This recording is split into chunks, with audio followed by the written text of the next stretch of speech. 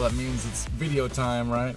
There's this confusion with the old law and the new covenant and the old covenant, and let me try to break this down in like a couple minutes. Basically, it's like the old covenant was a purification and laws, purification laws were meant to justify us. Purification laws are like you have to wear a certain kind of underwear, you can't eat certain things, and those are for purification, right? Because we were the sacrifice, right? Because but Jesus came and he made the sacrifice for us. The purification laws don't apply anymore. Go read Acts, and Paul is arguing about this with all the Jews and all the synagogues, and they're like, well, no, they have to still do all the purification laws. You don't need to do the purification laws because Jesus fulfilled those, because he's the sacrifice, right? Basically, that's how that works. You don't have to do the purification laws, but there's laws of grace. So we're still under the law of grace. We still have to comply with the law, but he's fulfilled the purification laws, and that means we don't have to. We're not going to go to hell if we wear like a cotton blend fabric, okay? Because those were meant to be unclean, right? And so the laws of grace are a different thing. The laws of grace is if you are, it's pretty obvious. It's like the laws of grace are like if you're loving somebody, your neighbor as yourself, you're not going to murder them. You see what I'm saying? Like there's still law from the Old Testament that we're going to be doing because they're laws of grace. They're laws of love. We're still going to be doing these laws from the some of the laws from the Old Testament because they have to do with loving your neighbor as yourself. Does that make sense? But you don't have to do all the purification laws. It's like this. It's like I feel like a lot of Christians jump around the Bible, and they think that they need to do both the purification laws and the laws of grace, and it's causing a lot of confusion. Also, you see a lot of Christian people who just turn to the Bible for the first time, start reading the Old Testament, and think they are not supposed to eat pork, and everybody else is, Christians that are eating pork are bad, because they don't understand the difference between these things. And so I just feel like I took pork off the menu because I was trying to be more healthy. And there's the purification laws will make you healthier, but it's not going to sanctify you as clean or unclean, because we're talking about a matter of the heart now. It's nothing to do with the outside. It's everything to do with the inside. But the way the way it all is figured out, the way he wrote everything is so that we have analogies for everything now, so we can understand how this all works, right?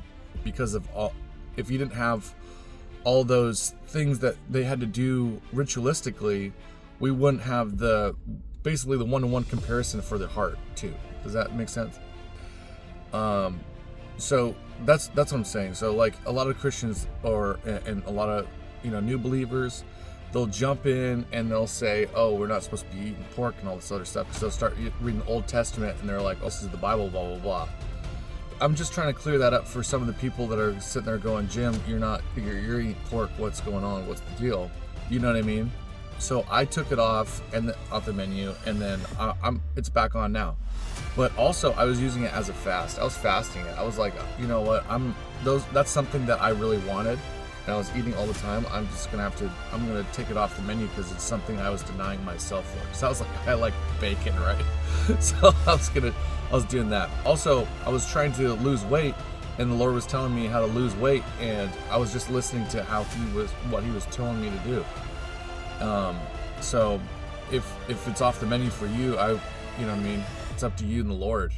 If you're praying about something, he tells you how to fix it, just do what he's telling you to do, and then it might be something weird like that, and then but he's got a plan. Anyways, this clears some things up, because let's like recap. Like, there's the purification laws, not eating pork, and we're not wearing blended clothing and stuff like that.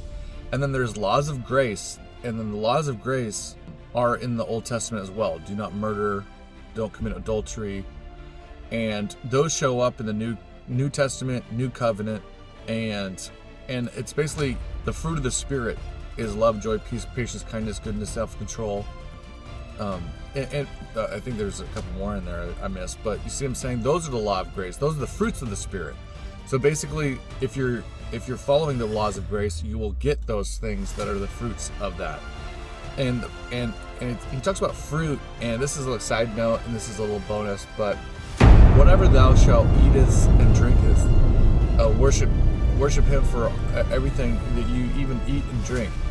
It's basically, it's kind of like whatever you're consuming, we call it consuming. We consume content. You are putting that inside your eyes, inside your mouth. Basically, imagine everything that you're consuming, that you're agreeing with. Imagine it as like an actual fruit that you're putting into your food, that you're putting into your body. Your spirit is consuming this like a fruit. If I look at some girl's butt, or I listen to some music that's not good, that's a fruit that I'm consuming. If I agree with that, I'm like, oh, that's like blah blah blah. That is something that I go, oh, that looks good, I'm gonna eat that. Basically, we're to deny ourselves those things, right? And we're supposed to say, oh no, I'm not gonna put that in my body. Even if I look at that thing, I can say, oh, well, you know what? I seen it, but I'm not gonna consume it. Does that make sense? I'm gonna guard my heart. I'm not gonna let it into my heart. I'm not gonna consume that thing and put myself in agreement with that thing.